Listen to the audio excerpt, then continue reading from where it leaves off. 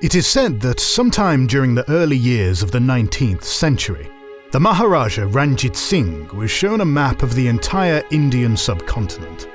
Studying the coloured borders on the parchment, the venerable Maharaja asked, "What does the red colour stand for?" The cartographer replied, "Your Majesty, the red marks the extent of British possessions." The Maharaja scanned the map and saw that nearly the whole of Hindustan, except the Punjab, was painted red. Growing grim, he turned to his courtiers and remarked, "One day, it will all be red." Thus, the Sikh leader's grim prediction became a prophecy. How did it come to that? In our last episode, we covered John Company's first major conquest, the annexation of Bengal. In this episode, we trace the wars and stratagems by which the East India Company extended its grip across the rest of the subcontinent, from the formidable Sultanate of Mysore to the vast domains of the Maratha Confederacy. This video is sponsored by you. Unfortunately, the YouTube environment is not great right now, with the algorithm being friendlier to drama and react channels and YouTube being permissive of AI slop. We don't do drama and we don't do AI, but thanks to our members and patrons, our channel continues to make 3 public videos per week, with the team intact and going strong. In recognition of their generosity and contributions, members and patrons receive 2 additional exclusive videos each week, and access many other perks. Join them to watch more than 250 exclusive videos covering every era of history. Join them by scanning the QR code on your screen, via the links in the description or pinned comment, or by pressing the join button under the video. Before we get into the British wars against regional powers such as the Mysore Sultanate and the Maratha Confederacy, it's necessary first to discuss the ways in which the territorial conquests of the East India Company fundamentally changed society and politics back in Britain. After the East India Company became the tax collectors of the extremely fertile lands of Bengal, it began importing Bengali cotton to England on a massive scale. The sheer volume of raw cotton being imported from India was unprecedented, and it fueled the exponential growth of the British textile industry. A growth that was accommodated by the invention of steam-powered machines such as the spinning jenny, spinning mule, and water frame. These new machines formed a foundational pillar of the Industrial Revolution, which paved the way for industrial working conditions. As a result of the mass importation of Indian cotton, the traditional England of small artisans, village seamstresses, and rural subsistence farmers gave way to a modern England of large factories, mass production, and heavy machinery. As the rural poor amassed into cities like Manchester, Liverpool, and Birmingham, they found themselves working exhausting 16-hour shifts in cramped, oppressively loud factories filled with dangerous machinery, often alongside their own children as young as 6 years old. Suffice to say, the consequences of the East India Company's conquest of India brought exploitative work conditions not only to the Indian masses, but to the British working class as well. After the East India Company conquered Bengal and became the rulers of a substantial part of India with a population 3 times larger than Britain's, the entire British economy became perilously tied to the fortunes of its largest private company. This was made evident by the Great Bengal Famine of 1770, a drought that company executives not only did nothing to mitigate, but actively exacerbated by continuing to pitilessly squeeze value out of a suffering land. As 10 million Bengalis died of starvation and disease, land revenues in the region plummeted and the company's profits cratered. When word of this disaster reached London, shareholders panicked, and the company's share price plunged, banks collapsed, and a financial crisis rocked Britain to its core. Many British politicians and intellectuals were left outraged. By 1772, the British East India Company was both bankrupt and deeply in debt. The British government was left with a quandary. Could it simply let the biggest megacorporation in its country's history cease to exist? The answer was no. And the solution was history's first massive corporate bailout, made conditional on the British government's right to regulate the hitherto unregulated private companies' activities in India. These regulations were strengthened by Pitt's India Act of 1784, which went so far as to prohibit the company from engaging in aggressive wars of territorial expansion. due to the extreme financial burden of conquering and holding new lands. Yet, even as Parliament clamped down on the East India Company, so too did the East India Company increasingly get its people into Parliament.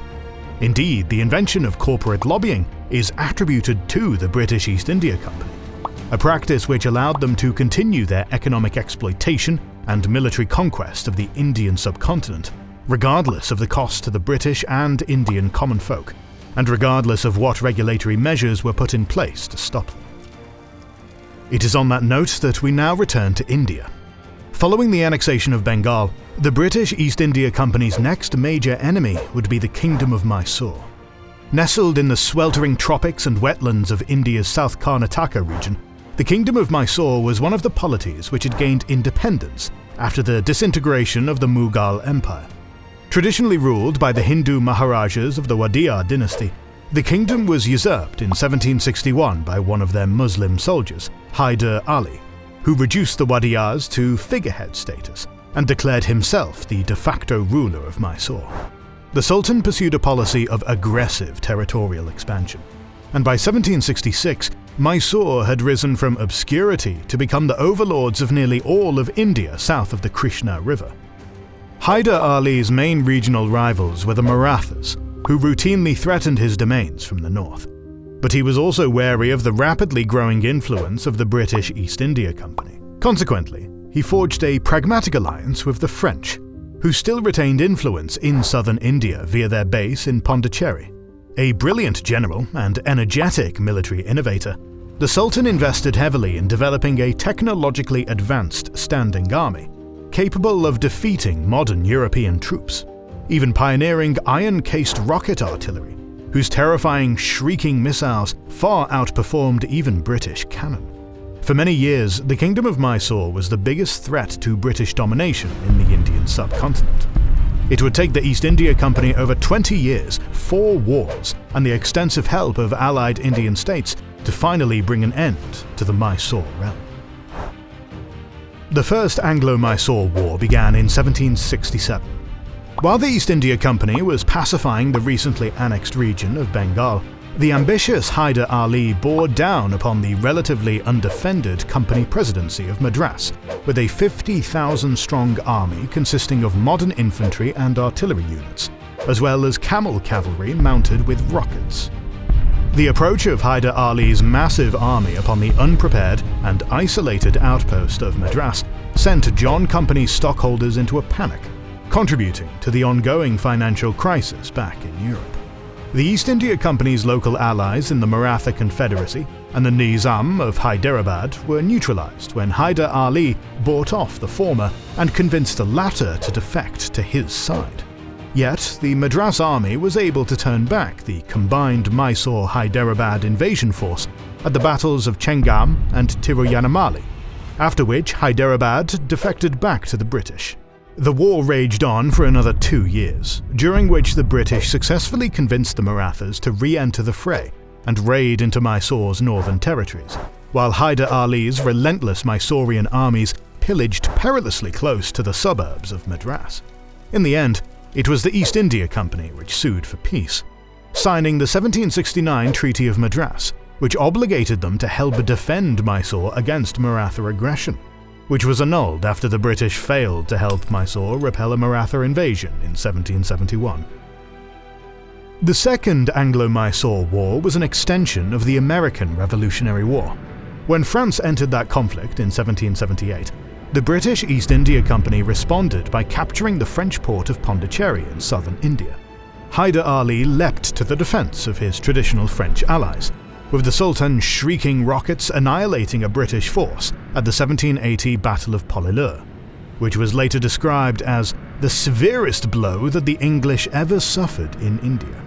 Yet, this momentum was checked by a defeat at the Battle of Porto Novo and the death of Hyder Ali in 1782, possibly from cancer. This conflict was continued by his son, the Tipu Sultan. Yet the costs of war were beginning to weigh on Mysore. The French withdrew from the conflict after successfully helping the American colonies win their independence. The 1783 Peace of Paris restored Pondicherry to the French diplomatically.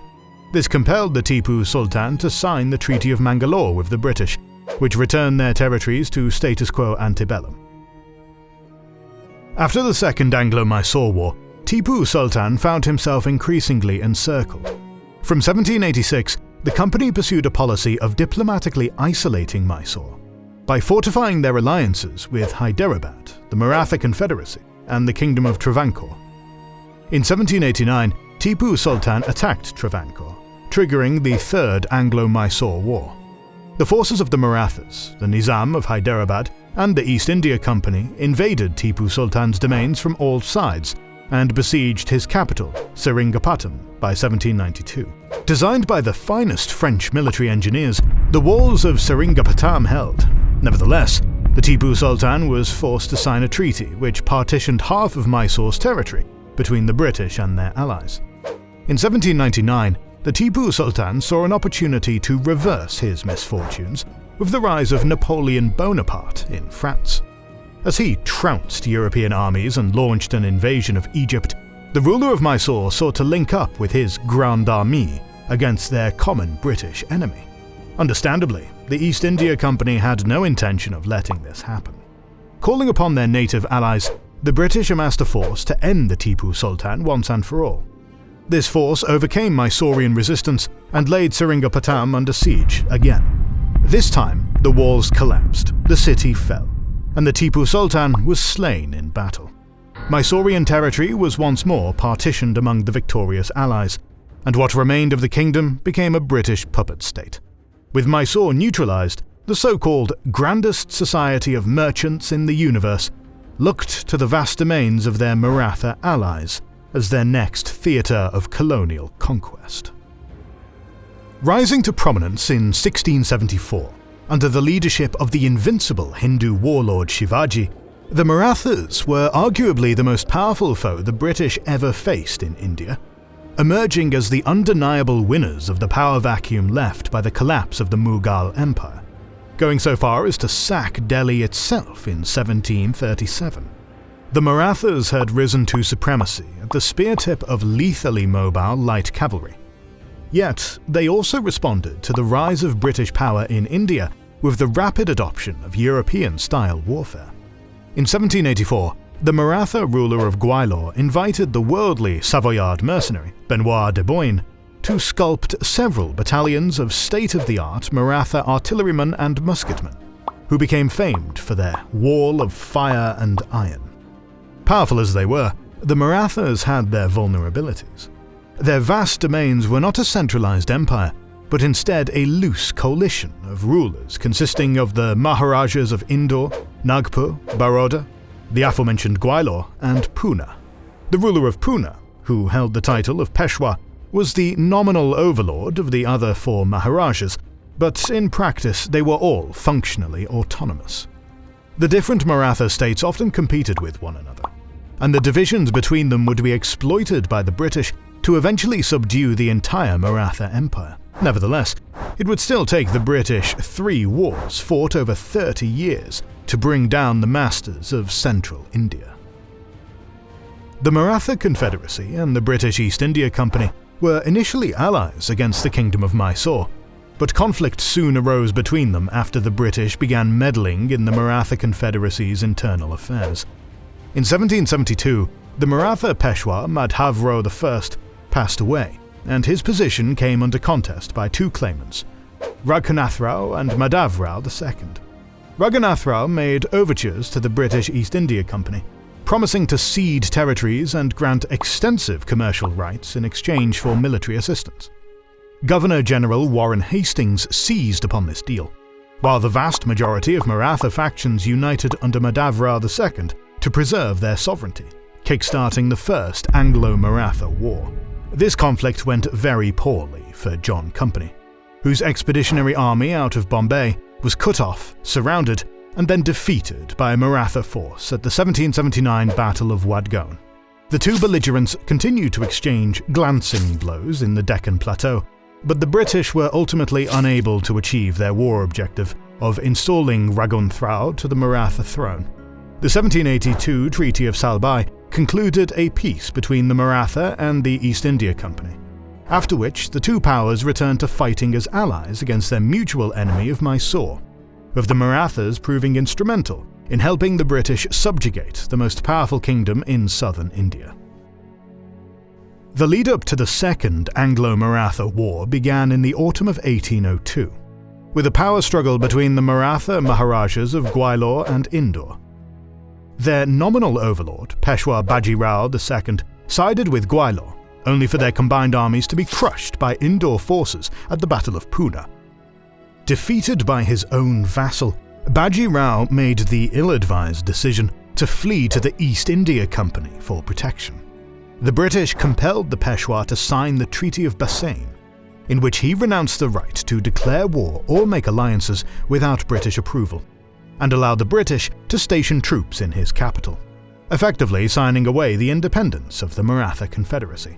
Horrified, Maharaja Scindia of Gwalior turned on his overlord and, in alliance with the Maratha ruler of Nagpur, rose up against both him and his new British masters. Unwilling to aid his Gwalior rival, Maharaja Holkar of Indore sat on the fence, hoping Scindia and the British would weaken one another to his benefit. The Second Anglo-Maratha War was defined by the brilliance of Sir Arthur Wellesley, the future Duke of Wellington. Under General Wellesley's leadership, British company forces achieved a miraculous victory at Scindia's unassailable fortress of Assaye. The bill for this battle totaled up to the lives of a third of the entire British army, with British officers agreeing that the Maratha artillery had been as well organised and deadly as the most disciplined European army. Even after defeating Napoleon at Waterloo in 1815, the Duke of Wellington still maintained that the Battle of Assaye was the greatest military challenge he had ever faced.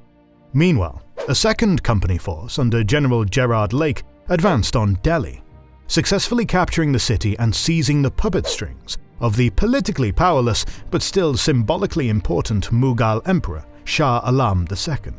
Had the Marathas put up a united front, they would likely have been able to destroy the British. But the highest ruler of the Maratha realm had already consigned himself to becoming a British puppet, while simmering internal rivalries meant that Gwalior and Nagpur fought largely without the support of the other constituent Maratha states, sealing their ultimate defeat.